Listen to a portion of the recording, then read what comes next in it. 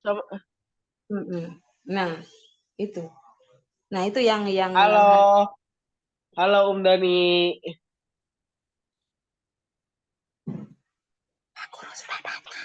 Terusin. Jadi hilang. Waduh, guru BP-nya udah datang. Guru BP udah datang. Kepala sekolah dong. Terpantau aman, Pak. Kepala Pak, sekolah bukan guru BP. ternyata Denis itu di sekolah jadi guru BP, Pak. Betul. Ini guru BP ini. Asisten guru BP dia, Pak.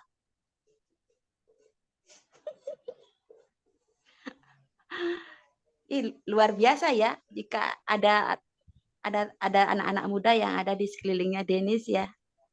Ya Denis ya. Kamu udah Ya, gemong, bijaksana lagi. waduh. Ya, tapi kadang-kadang yang Gimana? lucunya adalah Oh. ya saya akan bagikan buat Bapak Ibu semua. Dari sudut pandang bahkan saya seorang yang baru remaja ngelihat masalah anak-anak muda tuh sekarang tuh bukan cuma masalah sepele gitu, kadang-kadang bukan orang tua saja, maksudnya orang tua adalah bapak ibu semua di ruangan ini yang maksudnya lebih tua dari saya, kadang-kadang menganggap masalah anak muda itu cuman segitu udah nangis, cuman segitu udah breakdown, udah hancur, udah desperate. Tapi masalahnya enggak segitunya gitu. Saya makanya pernah ngomong ke Pak Doni secara langsung. I'm thankful that you teach me. Aku bersyukur, aku berterima kasih karena Om Doni ngajarin saya. Karena anak-anak muda saat ini itu kayak badai dikit, hujan dikit di dalam hidup, mereka teriak-teriak. Bukan berarti mereka lemah dalam mengolah emosi atau apapun itu. Mereka memang tidak tahu harus bagaimana ketika sebuah masalah datang menghantam mereka. Mereka teriak. Di satu sisi mereka nggak tahu harus berbuat apa. Mereka teriak. Dan justru ketika masalah datang, semakin dalam datangnya masalah itu, ya mereka justru malah terkurung dalam sebuah realitas akar pahit, kebencian. Mereka secara tidak sadar mereka bilang I'm okay. Dibully adalah sebuah proses. Iya. Mereka sedang yang lucu tuh memenjarakan diri sendiri. Kenapa aku bilang memenjarakan diri sendiri? Karena mereka seperti pergi kepada si jahat dan Pak Polisi silakan tahan saya secara sukarela. Mereka melakukan itu dan ketika ada orang yang benar-benar mau menolong mereka kayak saya dibilang Rohani pernah, dibilang ahli Taurat pernah. Jadi walaupun saya sudah mulai menangani masalah-masalah seperti itu, tingkat untuk memecahkannya juga tidak berubah menjadi level 1. Enggak. Tingkat kesulitannya justru malah bertambah karena berdiskusi dengan orang dewasa pemikirannya sudah luas. Kalau berdiskusi dengan orang yang sesama umur di kondisi yang berbeda, responnya justru menjadi lebih agresif dan negatif. Tidak bisa ditolong. Iya. Tapi pasti ada satu tujuan tertentu ya, kamu di usia segini udah mengalami Tuhan sedemikian rupa. 13 tahun katanya Pak dia ikut pemuritan. Luar Iya, biasa. sejak umur Emang 4 iya. tahun. 4 tahun. Kita tadi bahas tentang Roh Kudus, Pak. Oh iya. Apalagi yang dibahas? Ya Banyak. ditekankan aja di subbab keempat, sama Lebih apa tuh? beresin materi kemarin yang belum selesai. Oke. Sejauh mana Nggak ada, pembahasannya? udah terlalu jauh. Kalau milih maju ke bab subbab anak Allah, kayaknya kagok deh, mendingan sikat abisin aja dulu 3-4 kayaknya. Kamu dong Soalnya yang ngajar ya?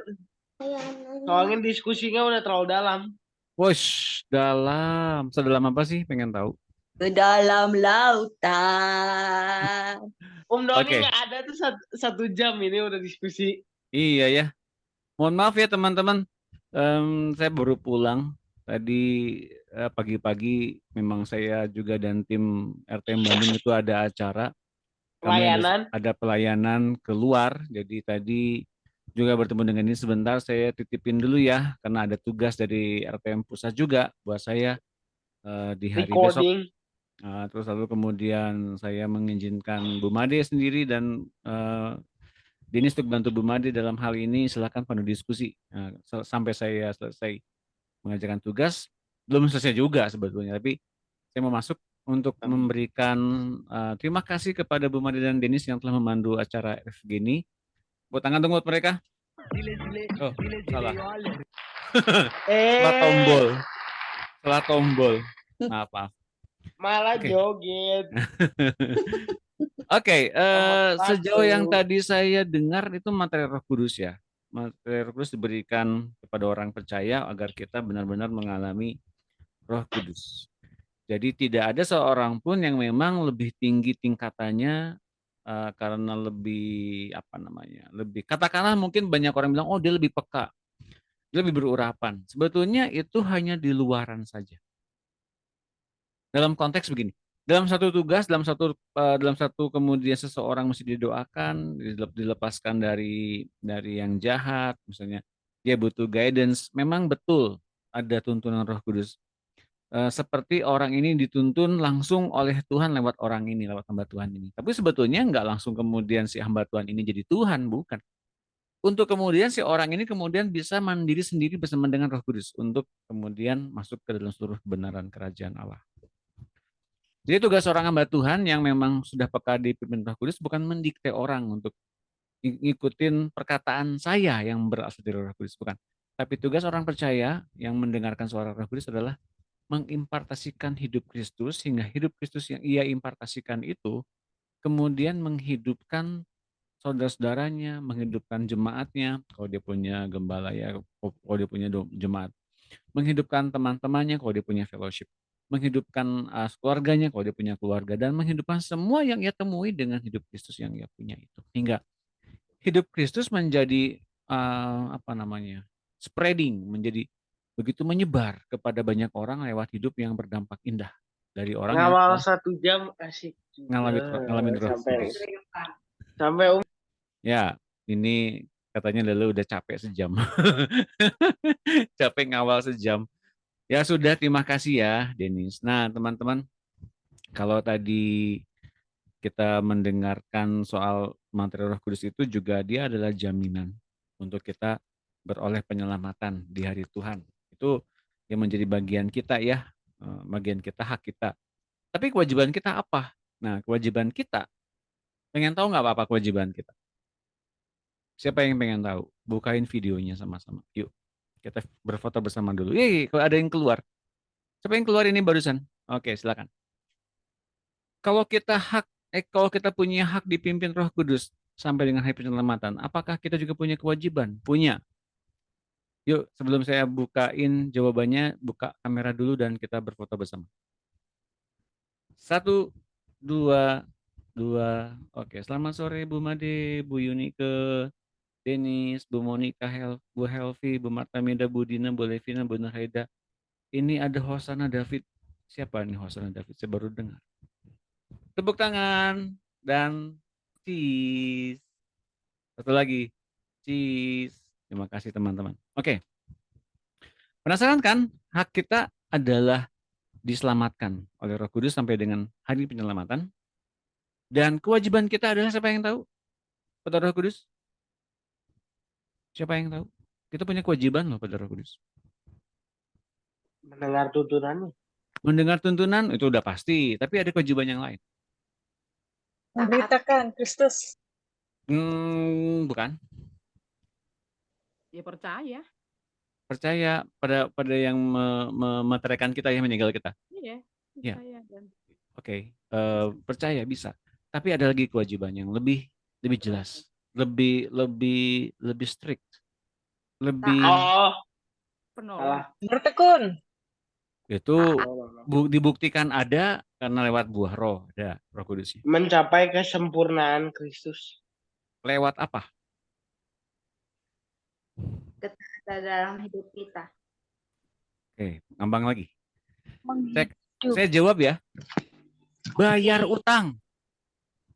Hah? Gimana ayatnya? Bayar Jauh utang banget. terus. Mari kita lihat ayatnya. Bayar utang.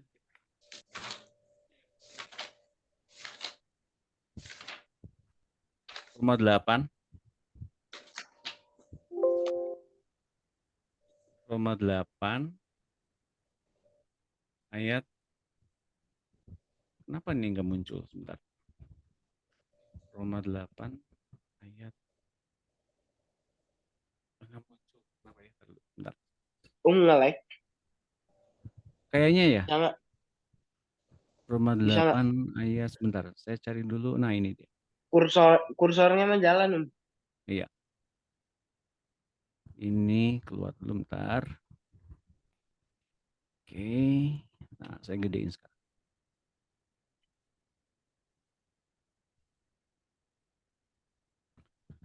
Lihat. Ayat 11. Roma 8 ayat 11. Dan jika roh Dia yang telah membangkitkan Yesus dari antara orang mati diam dalam kamu. Roh siapa ini? Roh Allah Bapa ya. Yang telah membangkitkan Kristus dalam kamu, maka Ia yang telah membangkitkan Kristus Yesus dari antara orang mati akan menghidupkan juga tubuhmu yang fana itu oleh rohnya yang diam di dalam kamu. Jadi, saudara-saudara, 12, kita adalah orang berhutang, tapi bukan kepada daging supaya hidup menurut daging. Ini jadi kita mengerti ya, kita ini orang yang berhutang kepada siapa? Bukan kepada daging. Jadi kepada siapa? Kepada roh. Supaya kita hidup menurut roh. Oke, jelas ya teman-teman, ini ayatnya jelas. Jadi kalau kita menerima penyelamatan dari Tuhan Yesus, ketika kita menerima Dia, itu diperoleh secara full payment oleh Tuhan Yesus dengan darahnya. Dibayar lunas oleh darahnya. Setelahnya, Roh Kudus diberikan sebagai jaminan bagi kita. Ia yang menjamin kita. Dengan kita dibayar lunas oleh Tuhan Yesus, Ia menjamin kita, Roh Kudus ini, agar kita benar-benar selamatkan di hari Tuhan. Pasti selamatkan? Pasti.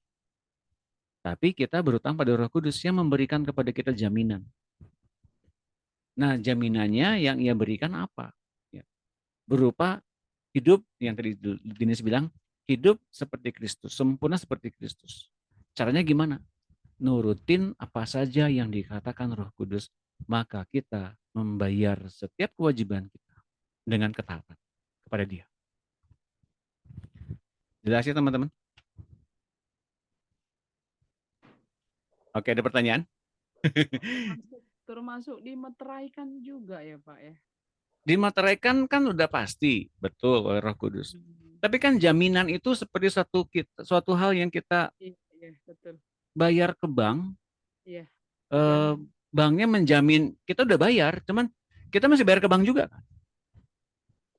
Sekarang yang kita lakukan kan udah selamat nih oleh Tuhan Yesus, tapi apakah langsung selamat begitu aja? Kan tidak. Iya, betul. Betul ya. Yang kita lakukan adalah ketaatan dipimpin oleh Roh Kudus dan kita benar-benar dibuktikan taat oleh buah roh yang ada itu diantaranya dan oleh tindakan-tindakan yang menyerupai Kristus. Maka kita akan benar-benar selamat di hari Tuhan itu. Siapa yang baru nangkep tuh ayatnya ada Karena seperti ada Roh begitu? Kudus, iya, makanya kita ada Roh Kudus, makanya kita bisa mengakibatkan adanya buah-buah roh ya. Betul, Karena ada Roh Kudus di dalam kita, jadi kita mengeluarkan buah-buah ya, betul, buah-buah roh betul ya. benar Aida. Yes, Kalau orang-orang katanya dipimpin Roh Kudus tapi nggak ada buah-buahnya, itu dipertanyakan juga ya. betul. Mungkin sudah menerima Roh Kudus, cuman belum dibuktikan bahwa dia hadir, berkuasa dan bertahta dalam diri kita sebagai penjamin yang sebenarnya. Jadi jawaban ini juga berlaku bagi Bu Yuniko kemarin yang chat saya jawab hari ini ya, agar kita semua mengerti bahwa bukan hak kita untuk menilai orang itu sudah dipimpin Roh Kudus atau belum, sudah kemudian dipimpin oleh ketaatan Kristus atau belum. Tapi sebaik kita di mata Tuhan Yesus, kita tidak harus menilai orang lain sebetulnya. Tapi dengan adanya buah roh itu dibuktikan bahwa dia ada dan kita kemudian menuruti apa tidak, menuruti buah roh itu apa tidak. Kan itu bagian kita nih, buah roh itu. Bagian yang kemudian tumbuh dari diri kita, cuman kita mau tetap stay di situ nggak? Dengan kesabarannya, kemurah hatiannya, dengan dengan setiap penundukan diri kepada Tuhan Yesusnya. Kalau kita benar-benar ngikutin perasaan, itu kan perasaan dan iman, pikiran, perbuatan juga semuanya ya. Kalau kita nurutin itu, maka kita menjadikan dia memang sebagai penjamin dan Kristus sebagai raja atas hidup dan tubuh kita. Itu yang menjadi bagian kita sebenarnya, keselamatan itu sendiri. Dan juga buah roh itu juga adalah hak kita. Ya. Dan itu tidak langsung kemudian tiba-tiba begitu saja muncul gitu enggak, tapi lewat keadaan. Yang namanya kesalehan, kesabaran muncul kan akibat dari tekanan, baru sabar dikatakan. Iya. Sabar. Ya, benar, Orang Pak. orang tiba-tiba dikatakan sabar kan karena melewati beberapa proses yang membuat dia sabar atau enggak sabar. Gitu loh. Saleh atau enggak saleh. Baru dibuktikan ada ketika memang dia mengarungi selama waktu yang dibutuhkan untuk kemudian hadirlah maka tanda hadir Roh Kudus dalam dirinya, yaitu buah roh diantaranya. Itu teman-teman. Gitu ya. Tapi belajar juga Pak, kadang-kadang ada Roh Kudus di dalam kita, tapi kadang kalau menyebalkan gitu seseorang. Maaf, kurang keras suaranya Bu Nur Haida. Oke. Iya. Iya, kadang-kadang kita kurang sabar juga, kadang-kadang kurang, ya masih belajar gitu. Betul. Iya. Tapi makanya minta tolong terus sama Tuhan. Aduh Tuhan, kadang-kadang sebel. Sama Bu, kemarin juga kita kita mendapatkan satu kesaksian banyak ya dari orang-orang yang, Pak saya masih begini-begini, ya wajar lah kita masih di dunia ini penuh dengan hal-hal yang menumbuhkan buah roh. Kalau kita nggak usah numbuhin buah roh, ya kan kita udah di sana ya, di surga sana. Tapi kan Tuhan izinkan kita ditanam di dunia ini sekian waktu lamanya agar tumbuh gandum dengan sempurna. Bulir-bulirnya dengan jelas ada. Makanya kita diperhadapkan pada situasi yang bikin kita merespon, apakah responnya keluar dari apa yang telah Tuhan ajarkan, apa yang telah Tuhan didik muncul, nah maka kemudian kita terhitung sebagai anak-anak Allah yang taat. Memang itu bagian kita sih, untuk kemudian kita mendapatkan kemuliaan dalam setiap tekanannya. Itu berharga banget untuk kita kemudian bisa mengerti seberapa kuat kita kemudian dituntun oleh Kristus. Kan Kristusnya kuat, betul, nuntun kita ya. Tapi kitanya kadang-kadang suka ingin melepaskan diri dari tuntunan itu. Nah ini yang kemudian menjadi perkara. Kitanya mau melepaskan diri dengan setiap perasaan yang kita pikir kita boleh melakukannya. Perasaan yang menyebalkan yang tadi saya bilang ya. Betul ya. Nyebelin, pengen gemes, pengen nyubit pipinya gitu ya.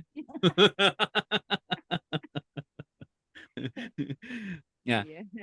Yang paling satu itu penguasaan diri, Pak. Betul. Kurang. Jadi itu kan termasuk buah roh, penguasaan Ya. diri. Gitu. Terus ya kadang ya sering-sering belum bisa menguasai gitu. Ya. Puji Jadi Tuhan. firman Tuhan katakan cepat mendengar, lambat berbicara. Berkata-kata. Gitu. Nah, Betul. berkata-kata. Ya. Jadi kadang-kadang kalau kita udah mulai sebel, aduh dadanya dipegang. Iya, ini bagian-bagian yang memang diperuntukkan bagi kita. Kemudian kita selayaknya memang menderita untuk hal itu. Menderita itu kan tidak menyenangkan ya. Tidak mengenakan bagi tubuh daging kita, tubuh jasmani kita sebetulnya.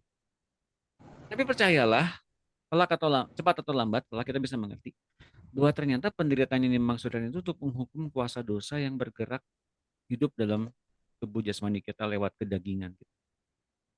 Daging ini kan tidak mungkin takut kepada Tuhan. Betul. Tapi kita ini setelah menerima kelahiran baru dari Roh Kudus, kita kan manusia rohani. Bukan oleh kedagingan lagi kita hidup dan dituntun dengan kedagingan lagi kita hidup. Tapi kita dituntun oleh tuntunan Roh Kudus yang kemudian menumbuhkan buah roh itu. Boleh disingkat begini. Bagaimana kita bisa mengerti kita dituntun Roh Kudus dan kita menuruti Roh Kudus? Semakin kita nurutin untuk masuk ke dalam yang tidak nyaman bagi daging kita, itu jalan yang benar dan tepat. Nah itu dia.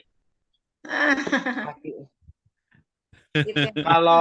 Kalau masih kecenderungan buat nyemes orang di depan orang lain, ya saya juga memangnya tidak terlepas dari kecenderungan itu dan masih dididik terus oleh Pak Doni. Ya Pak Doni tahu sendiri saya baru greget apa. Saya kasih tahu jangan. Boleh, sebagai kesaksian boleh, silakan. Wah ada emot batu sih tapi. Silakan Denis cerita. Bu Yunike saya jawab ya. Ya. Ya secara tidak langsung ya should be nggak boleh, harusnya nggak boleh.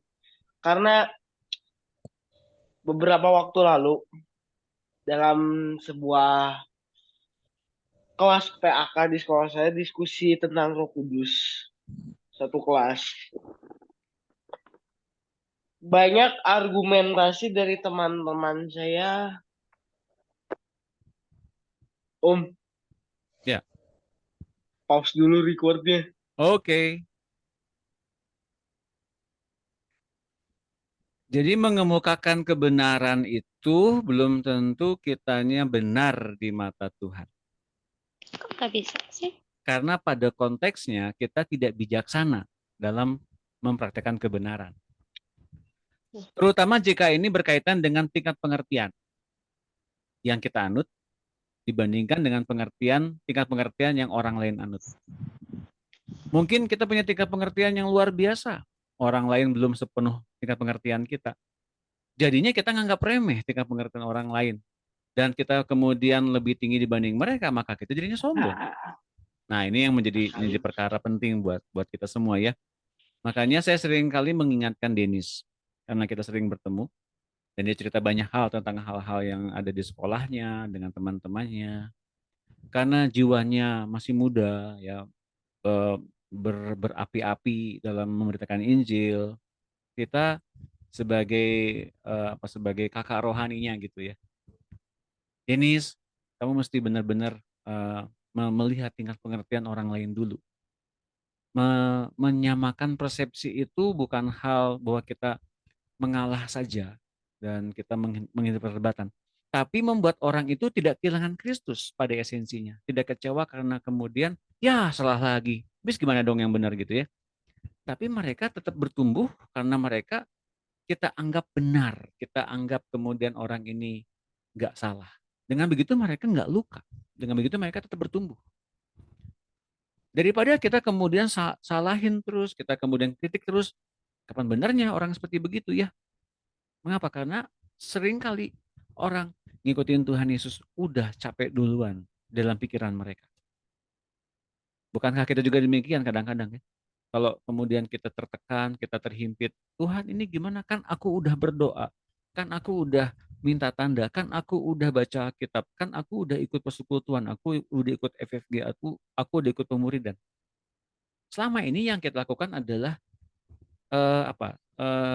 sikap yang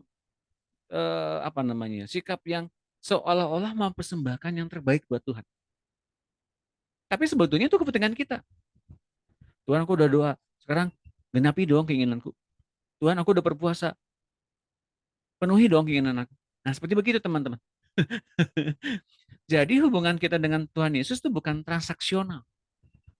Saya sudah genapi semuanya, maka silakan Tuhan bukakan apa yang telah menjadi bagianku selama ini. Berikan. Nah, bukan seperti begitu teman-teman. Atau bukan juga seperti legalisme, kita kemudian beribadah, kita kemudian menyembah Tuhan, sok mana bukain berkat-berkatnya dong buat saya, kan saya udah menyembah dan memuji Tuhan. Nah, enggak kayak gitu juga. Boleh nambahin ya? Boleh, silakan. Nah itu dia.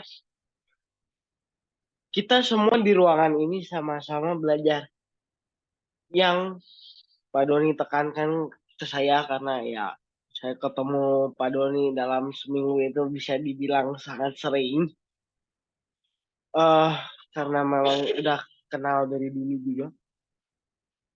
Itu tuh yang paling saya harus belajar tuh ketika mungkin kita di ruangan ini termasuk Pak Doni juga terkadang tuh merasa sangat sulit atau bahkan kita bisa secara belak-belakan bilang itu kadang-kadang saya cerita sama Pak Doni, ih masa basic aja nggak ngerti ya karena kadang-kadang Pak Doni menjawab saya dengan gampang, kamu memang udah lebih tahu jauh dibanding mereka tetapi kamu tuh bukan menuduh mereka salah dan justru mereka menjadi tidak bertumbuh dalam sesuatu hal itu kita tuh bukan kita tuh menoleransi proses pembelajaran mereka dan kita tuh itu yang saya belajar dari apa yang Pak Doni katakan barusan. Kita menoleransi pengertian mereka. Kita mencoba mengerti taraf pengertian mereka dan tugas kita sebagai yang lebih sudah sebagai orang yang lebih berpengetahuan adalah bukan melukai mereka tetapi menemani proses pembelajaran mereka, mengkoreksi apa yang masih kurang dengan lembut bukan dengan cara menghakimi. Itu saya coba praktekkan banget dan itu sebuah tantangan. Bukan hanya pekerjaan yang mudah kadang-kadang untuk mentoleransi apa yang masih salah dan tidak langsung menjustifikasi itu secara keras. Tetapi memang benar, lebih baik kita mentoleransi dan membimbing orang itu daripada kita menjadi batu sandungan bagi seseorang walaupun itu menjadi sebuah kita lebih baik menjadi orang yang menuntun mereka daripada menjadi batu sandungan.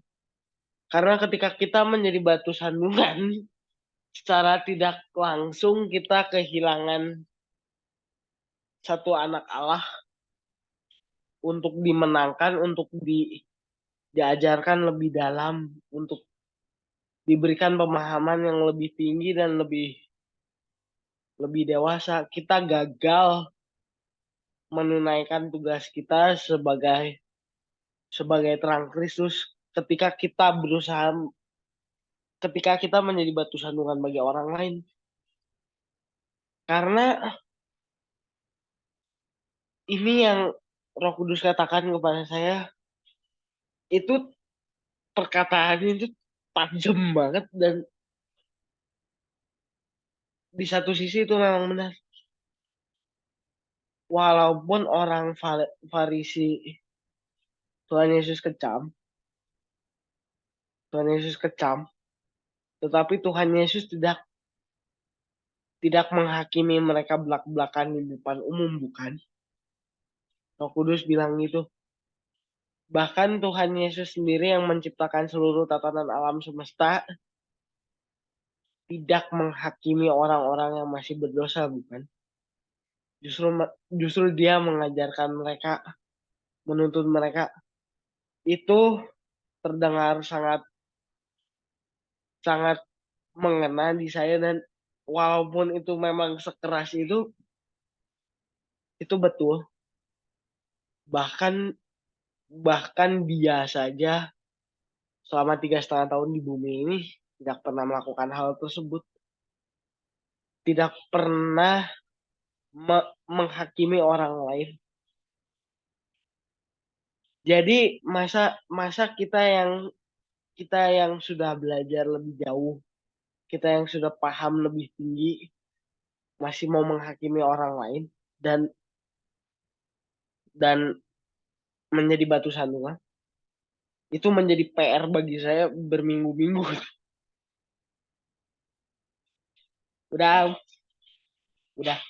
Terima kasih Denis atas kesaksiannya. Jadi itu kesaksian yang benar-benar terbuka ya, yang membuat Denis juga sempat ngalamin keanehan ya.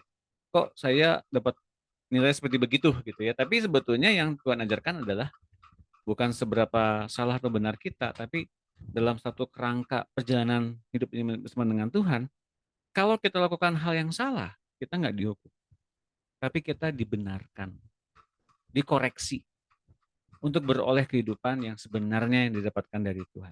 Nah ini yang menjadi pokok kehidupan kita di muka bumi ini. Kita kalau salah dikoreksi, kita kalau salah nggak dihukum, kita kalau salah dipindahkan kembali ke dalam jalan yang terang. Nah, teman-teman bersyukur kita punya penjaga hati kita, Roh Kudus yang memeteraikan kita. Dia memang bertugas untuk itu. Nah, asalkan kita benar-benar mentaatinya, maka kita beroleh kehidupan itu. Oke, teman-teman ada pertanyaan lagi mungkin? Atau ada yang mau menambahkan? Silakan. Yang belum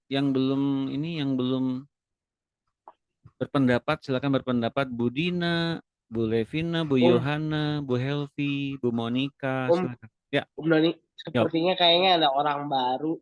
Siapa Ajak nih? kenalan dulu kayaknya. Siapa nih? Hosana David belum on kan tadi? Bisa dikenalkan Hosana David? Bisa tolong on cam dan on mic. Tadi saya lihat masuk tapi belum buka kamera ya. Iya. Kalau memungkinkan silakan buka kamera dan buka mic. Tapi kayaknya ya kalau keberatan ya jangan. Hilang ya? Lo hilang. Lo walau hilang. Apakah kita sedang meletakkan batu sandungan di dalam hatinya dia? Jadi dia keluar. Mungkin mau outcam terus hilang jaringannya, bisa juga gitu sih Pak. Kasihan mau buka kamera apa? Terus nggak nyampe jaringannya gitu. Macet. Positive thinking aja kali ya. Aduh. Waduh, ya sudahlah nggak apa-apa ya. Mungkin waktu yang lain. Oke, ada lagi mau menambahin, silakan. Aku Pak Doni. Silakan Bu Dina, silakan. Ya, kayaknya kita semua merasakan hal yang sama deh, seperti yang Denis apa tadi ya ungkapkan tadi, bahwa ketika kita banyak masuk mengalami pengajaran di RTM ini, banyak kita mengalami pengertian, terus kita juga kadang mempunyai hati yang kok harusnya begini. Tapi benar juga sih bahwa itu Roh Kudus izinkan kita alami untuk kita dikoreksi, semakin hari semakin dikoreksi. Oh, kamu memiliki hati yang seperti ini, kamu memiliki hati yang seperti itu. Terus nanti ketika kita seperti saya dulu punya punya pertentangan dengan gereja, gembala saya gitu kan, yang awal-awalnya pertama kali gereja itu saya sangat senang gitu, apalagi misalnya tentang menegur suami gitu kan, saya orang yang paling suka menegur suami gitu ya, menurut gitu dengan tangan gitu ya. Waktu itu aku sangat setuju gitu, terus sudah mengalami ini, ternyata salah, ternyata nggak bisa kayak gitu. Terus saya punya banyak perdebatan, tapi ketika misalnya mengalami perdebatan itu Roh Kudus banyak ngomong, dan kita memandangnya dengan cara mengasihi, apalagi ketika kita mendengarkan pemuritan dari Pak Doni itu banyak itu mengubahkan hati. Misalnya bukan kita nggak punya kesalahan ya, kita punya banyak sekali kesalahan atau pertentangan dengan si ini, apalagi sama gereja ya, banyak sekali. Tapi ketika Pak Doni bilang bahwa kalau ada sesuatu hal yang lain di hati kita, pasti kitanya yang salah, kitanya yang harus diubah gitu ya. Orang lain tidak pernah salah kok. Aku pernah sih ibaratnya, kok Pak Doni nggak pernah nyalahin orang lain, nyalahin saya begitu terus gitu ya. Tapi dapat pengajarannya benar juga ya. Sampai kita bisa melihat kesalahan seseorang itu, tapi dasarnya adalah kasih, melihatnya dengan cara pandang yang berbeda gitu, melihatnya dengan mengasihi. Bahkan orang-orang yang sudah melukai kita pun sampai bilangnya peluk dia punya beban gitu ya. Udah sampai kita pun dilukai hati kita bisa dengan tiba-tiba kita rangkul dia gitu loh. Memang bukan karena Tuhan yang menaruh kemauan itu, karena Tuhan menaruh hatinya itu di dalam hati kita gitu, bukan karena kekuatan kita, benar-benar kita bisa kok peluk dia gitu loh. Ini memang luar biasa lah. Makasihlah untuk semuanya Pak Doni. Aku bersyukur sekali lah punya ada di FFB ini, karena apalagi dari Pak Doni sendiri itu hati itu banyak dikoreksi. Jadi ketika memang bertentangan dengan orang-orang gereja, apalagi orang gereja nih paling jadi kalau kita nggak bisa jadi berkat bagi keluarga, gereja, tetangga, itu kan yang paling melihat karakter kita ya di setiap hari ya. Itu rasa aku memang benar ya, nol sama sekali kalau yang tiga-tiga itu aja nggak bisa kita gitu. Itu aja sih Pak Doni tambahannya. Terima kasih Bu Dina, tetap bertumbuh dalam Tuhan ya. Tepuk tangan buat Bu Dina. Ya, ini yang menjadi satu hal ya, titik beratnya ya, bahwa kita semua sedang dan telah diubahkan terus-menerus ke arah Kristus. Dan ketika dalam taraf kita sedang diubahkan dan terus diubahkan terus-menerus ke arah Kristus, kita wajib mengimpartasikan hidup itu kepada banyak orang, agar hidup yang sedang berproses itu pun sebetulnya adalah hidup Kristus yang sedang bertumbuh dalam diri kita, orang-orang bisa merasakannya. Dan ketika orang merasakannya, orang pun akan diubahkan dengan cepat. Oke? Ketika diubahkan dengan cepat itu, ketika orang itu merespon dengan sungguh-sungguh mau diubahkan, maka kemudian transformasi besar-besaran terjadi atas keluarganya, rumah tangganya, bahkan satu daerah yang ia tinggali. Ya, teman-teman, kalau kita berespon dengan cepat atas perubahan-perubahan ini, maka yang terjadi adalah orang-orang yang kemudian bertemu dengan kita pun akan mereka diubahkan dengan cepat oleh Kristus. Itu keindahan Kristus dan kehidupannya yang bisa mentransformasi banyak orang. Ya, ya, jadi saya juga bersyukur buat teman-teman di sini, teman-teman juga memberkati saya juga sebetulnya, teman-teman yang bersaksi, yang kemudian menyaksikan Kristus, kemuliaannya yang besar itu hidup dalam diri kita. Hingga pelayanan ini tetap berjalan. Mengapa? Karena ini memang tujuannya jelas kok, ngubahin Kristus, ngubahin kita jadi Kristus. Bukan soal pertemuan ibadah untuk menambah pengetahuan, enggak seperti itu lagi. Tapi sebetulnya lebih dari itu, bagaimana menerjemahkan pengetahuan itu ke dalam pengertian yang menghidupkan kita hingga kita memperlihatkan Kristus dengan indah. Bukan memperlihatkan pengetahuan kita, tapi memperlihatkan Kristus yang hidup lewat hidup kita kepada banyak orang yang kemudian dilawat oleh Kristus. Ya, jelas teman-temannya. Jadi RTM ini wadah yang sangat Tuhan kasihi. Tuhan kemudian pilih kita di sini bergabung di RTM, ya. Kemudian kita bertumbuh bersama-sama. Yuk bertumbuh bersama-sama dan kemudian jadikan Indonesia ini penuh dengan kemuliaannya. Karena ini memang mimpinya Tuhan di sini. Tepuk tangan lagi buat kita semua. Ah, satu orang lagi mungkin siapa? Boleh? Ada satu orang lagi mau menambahkan? Mau menambahkan, bertanya atau berpendapat bebas. Ya, satu orang lagi ya. Bu Levina, Hilang silakan. Bu Levina bener nih. Om, Ya. hilang bener nggak balik lagi dong. Iya, Aduh, kasihan loh.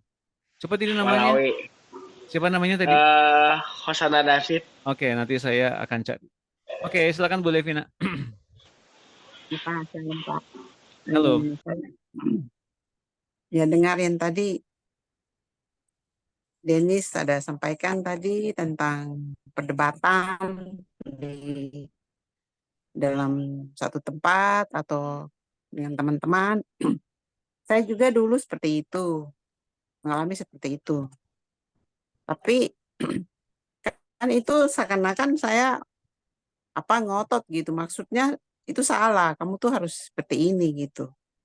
Tapi bukan saya saja, teman-teman yang lain juga mengatakan seperti itu, bahwa itu salah, apa yang ibu ini punya pemikiran itu tidak benar gitu.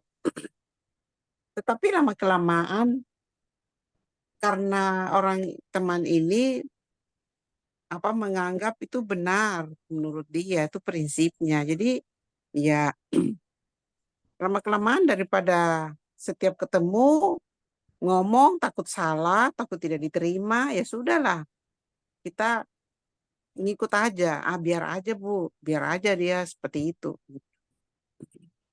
Akhirnya kesini sampai saya sudah mau pensiun ini besok ini. Itu saya lihat orangnya sudah makin berubah, tapi kok masih seperti itu, masih kalau pas pas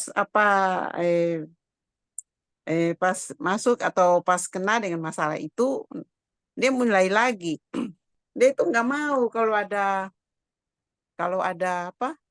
kita ibadah di kantor.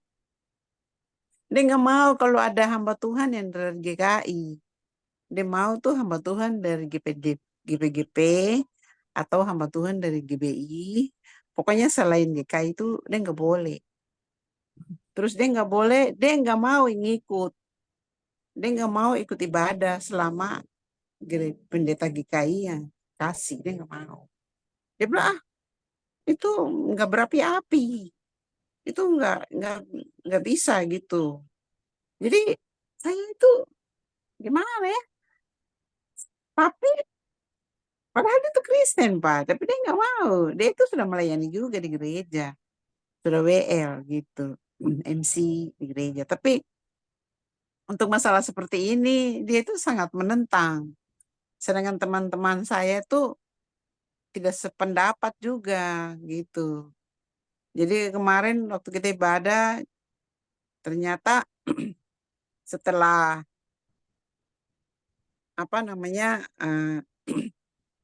dia tanya, ibu itu pendeta dari mana gitu. Saya kan bilang ibu ibadah gitu. Terus dia tanya pendeta dari mana, terus saya bilang saya tidak tahu dari mana, itu Ibu Febi yang carikan. Terus dia diam aja, dia tidak mau ikut. Karena memang dari dulunya seperti itu, dia nggak pernah ikut ibadah. Kita semua Kristen naik ibadah di lantai 3, dia di ruangan aja sendiri gitu.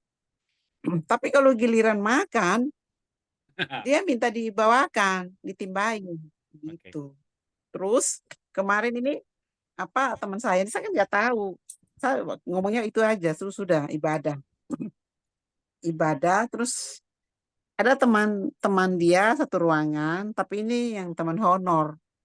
Dia datang timba makanannya untuk dia. Terus teman saya satu ini yang dia itu majelis di gereja juga. Dia dan saya itu sependapat. Itu salah itu Bu, nggak boleh itu.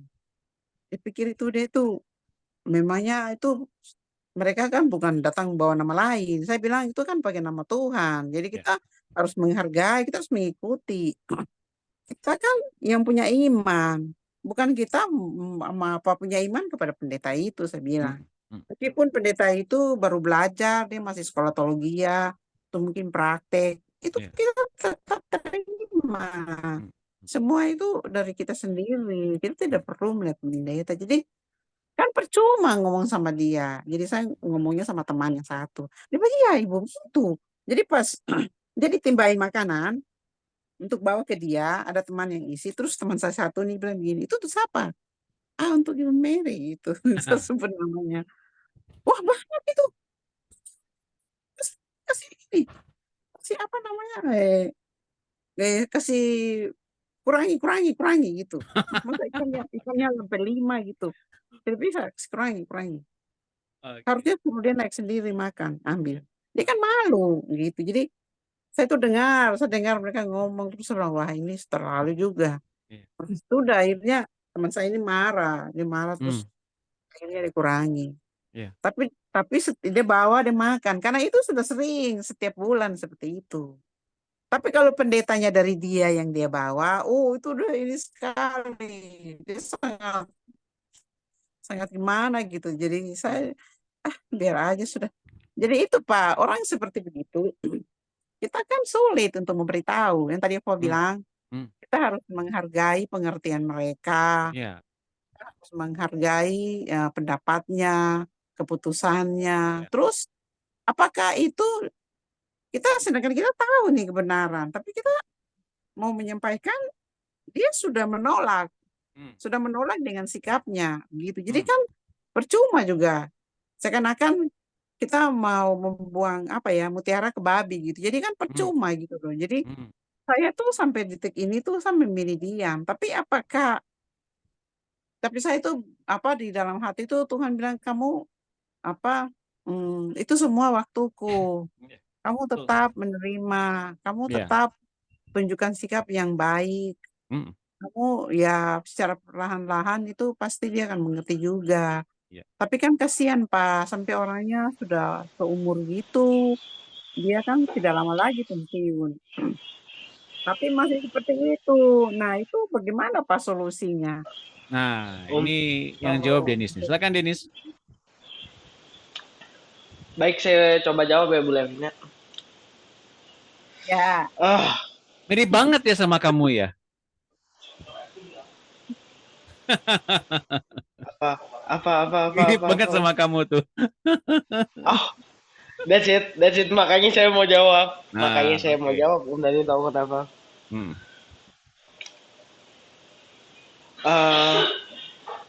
Dulu sebenarnya saya juga melakukan hal yang sama. Mau di unrecorded nggak, Denis? Boleh. Nah, teman-teman ini yang saya maksud ya. Jangan kelewat untuk hadir di FFG. Meskipun kan ada rekamannya ya. Saya kasih tahu ya, rekaman itu yang dihasilkan di YouTube itu nggak sepenuhnya direkam. Kayak gini nih, pembicaraan yang tadi itu nggak direkam. Mengapa? Karena memang itu kontennya terbatas, hanya untuk mereka yang hadir saja. Jadi makanya yang hadir langsung tentu lebih diberkati dan diubahkan daripada mereka yang nonton secara rekaman. Tepuk tangan semuanya. Amin. Asik ya? Diskusi seperti begini ternyata menumbuhkan pengajaran, menumbuhkan hikmat pengertian lebih tajam dibanding kita ngomongin soal ayat-ayat Alkitab saja. Maksudnya gini, kita bukan cuma berpengetahuan, tapi kita pun punya hikmat dan pengertian. Kita bisa mengencourage orang untuk menghidupkan Kristus lebih daripada kita membagikan ayat Alkitab. Bagus sih bagikan ayat Alkitab, bagus. Tapi mengencourage orang untuk bertemu dengan Kristus dan mereka akhirnya bertemu dengan Kristus yang ngubahin mereka. Itu baru oke banget. Oke, saya diberkati sekali dengan diskusi pada sore hari ini sampai malam hari ini. Terima kasih khususnya kepada Denis dan kepada Bu Made yang telah menyediakan waktu untuk hadir lebih awal untuk memandu kita dalam diskusi tadi selama 1 jam. Wah. Terima kasih juga Bu Nur Haida sudah hadir. Wah, terima kasih Ibu. Ibu Levina sudah hadir juga. Terima kasih Bu Yohana, Bu Yunike, Ibu Helvi, Ibu Itun, Bu Monika Bangun, Ibu Marta Mida, Bu Dina. Teman-teman mau memberikan satu kesepakatan. Apakah memang nanti dibutuhkan lagi seperti ini, diskusi seperti begini, atau kita nanti lebih banyak lagi yang seperti begini ya? Kita adakan lagi lebih banyak ya. Ya, yang paling penting semuanya bertumbuh ya. Bukan cuman 1-2 orang yang jagoan bagian firman, tapi semuanya menjadi orang yang berhikmat membagikan firman Tuhan dan pengajaran di FFG ini, terutama di RTM ini. Tepuk tangan semuanya buat kita semua. Baik, kita akan tutup FFG pada sore hari ini dengan ucapan syukur bahwa semua sudah ada dalam kendali Tuhan. Ya, kita sedang diubahkan ke arah Kristus, dan puji Tuhan juga sinyal yang kita pakai hari ini luar biasa mulus, tidak pernah terpotong-potong. Itu dia yang kita syukuri. Nggak terpotong sedikit pun, keren ya.